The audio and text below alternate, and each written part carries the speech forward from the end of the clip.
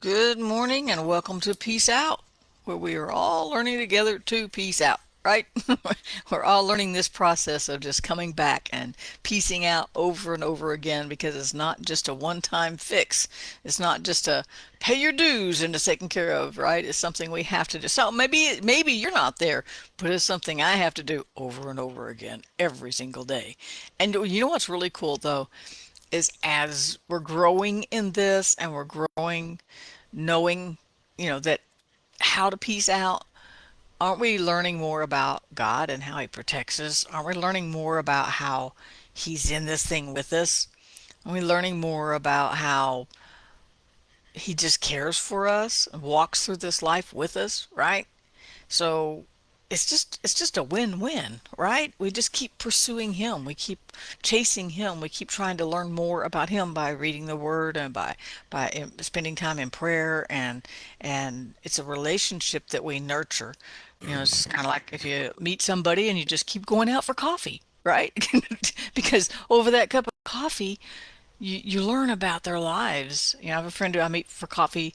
Used to meet more regularly. We haven't met regularly in a while now, but I met not too long ago, and we learn about each other. We talk about the things that are important to us. We share stories. We share what's going on in our lives, and that's we could just call the Bible our cup of coffee. So over the Word, we learn more about God, right?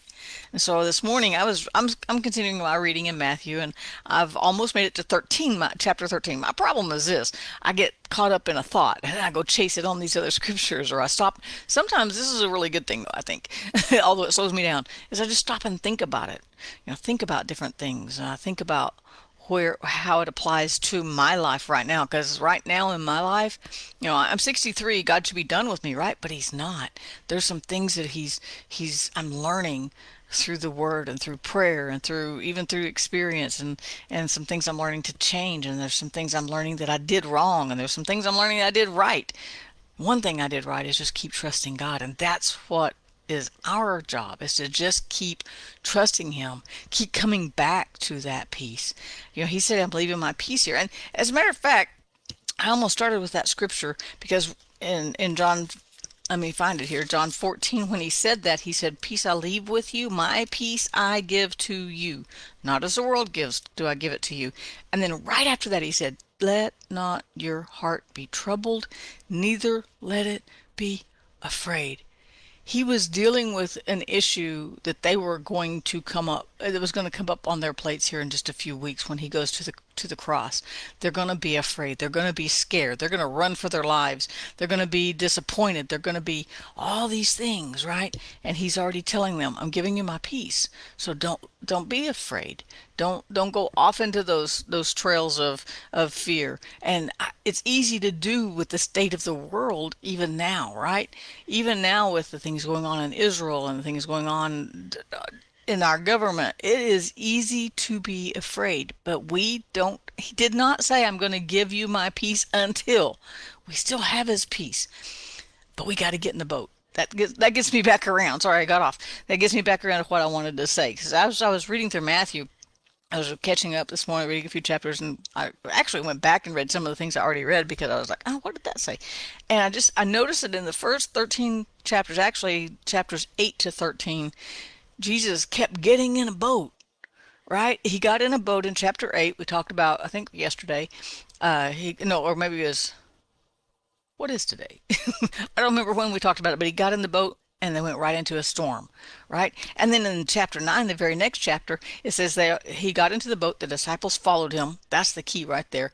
He got in the boat and went to the other side. There was no storm, no theatrics, no drama. They just got in the boat because he was on a mission. He was just going somewhere. Simple thing. Don't we do that with our cars? We get in our boat. We get in our boat. We get in our car. We go somewhere. We do what we need to do. We go to work. Take Chris to 34 Project. We'll take him tomorrow. To get a haircut. We get in our car. We go somewhere and we come back home. That's all it was. It was a simple everyday task. They got in the boat and went to the other side. No big deal. All right. And then in chapter 13, it says the crowds had gathered all around him. I'm still Matthew, by the way. The crowds had gathered around him. So he got in a boat to teach. And I was like, man, that's a lot of getting in the boat, right? And so I was like, when something stands out to me, so I'm going to just kind of dwell on this today and think about what this was. But he got in the boat go to the storm. He got in the boat to go to the other side. He got in the boat to teach, right? The key here is getting in the boat. And so I want us to get in that boat. I want to encourage us today to get in that boat with him, whether he's teaching, whether we're facing a storm, or whether we're just doing our daily chores. These three different ways that Jesus just ministered to the people who were following him, right? He taught them, he led them, he brought them peace. And it all involved their day-to-day lives. It's not just something we do on Sunday, which going to church is a good thing, right? But it's not just something we do on Sunday. It's that back to that relationship. And it's about always just getting in that boat with Jesus for our day-to-day lives, for the big stuff, for the little stuff. We sit and read his teaching, learn his teaching, maybe watch a preacher or go to church and listen to a good sermon, listen to someone expound on the word. That's how we learn from one another. That's what church is all about, is and being a Christian is all about, is learning from one another. Right, is what this devotion is about, is learning from one another, because I'm learning right up there with you. I started it because I was scared. I was just as scared as everybody else, but I went, okay, somebody's got to speak peace. This is crazy. We do not have to live with this kind of fear. And now, of course, now looking back, we go, man, were they messing with our heads. But most of them did not even know, they were only just reiterating what they were told, right? And so we didn't know, and that was the key thing. We didn't know. But I was scared too. I was scared with everybody else. I was like, oh my gosh, we're all going to die, which isn't the worst thing, right? Because then we just go be with Jesus, right? Then we're really in the boat, right? I was scared too, and it was okay. But now we're learning that we can have peace in our everyday lives when there's a bad storm, when we need to go do something, or when we're just listening to his teaching. He covers it all. We just got to get in the boat with him. We just got to basically get saved, right? Maybe we are saved. Maybe you are saved. Maybe you're not. Maybe you don't even know if you're saved, right? It's easy to just follow him, right? Just follow him. Follow his teaching. Let his peace reign, because you know him, because you see him taking you through the storm, you follow him and he takes care of you in the storm. You see him working in your everyday life to bring peace, right? To extend his love, to what was the other one? Oh, to teach, right? That's so powerful. Just those three things carry us through life, just like the boat carried him and his disciples through the water, right? And what does it say? One of our scriptures, Isaiah 43, when you go through the waters, they won't overflow you, right? And so, on top of all of that, this is where I ended up today when I was looking at all of these different instances, that I was like, man, he was just present. He was just with them, and they were following him. And that's really all we got to do, is follow him. And I titled this the prayer because he prayed for those who followed him. Right? In John 17, that's really the Lord's Prayer, as a powerful prayer. Well, of course, because Jesus is praying it, right? And he doesn't pray something in error. He's not going to pray anything that would be contrary to God's will.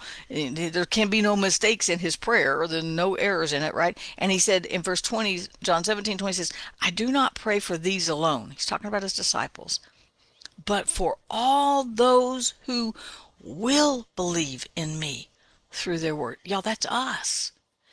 We have a no-fail plan here, as long as we stay in the boat with him, right? Because and he's prayed for us. Why? Because we believe through the disciples' preaching.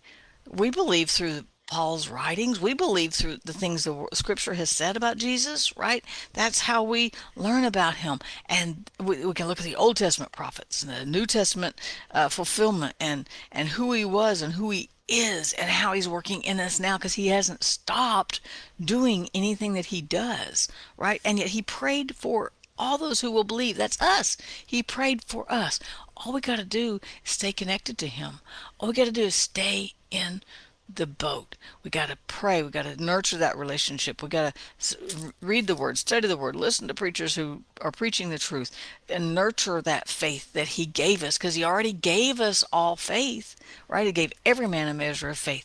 And so we nurture that faith, and we can trust that he's got us because he already prayed for us. Does that not just blow your mind that Jesus prayed for you before he even went to the cross? He prayed for you. Does that not just blow your mind? That just blows my mind. Of course, it doesn't take a whole lot, but it blows my mind that he prayed for us. So we really can just let his peace reign, even in the middle of some crazy stuff, because his disciples are fixing to go through some crazy stuff, right? His disciples are fixing to go through, not even past the crucifixion, which was hard enough. As the new church was being formed, there was horrible persecution, much like we're seeing in other parts of the world, even today. Even in Pakistan, not very long ago, there was atrocities committed against believers, Christians, right? But Jesus already prayed for us. So we can still have his peace. We can still follow him into the boat, whether it's in a storm, our day-to-day lives, or just listening to his teaching. Let's follow him into the boat. Why? Because he prayed for you. You can't fail, right? Because he prayed for you. Have a great day. Peace out. I hope I said something that made sense. Peace out, you guys. I'll see you again tomorrow.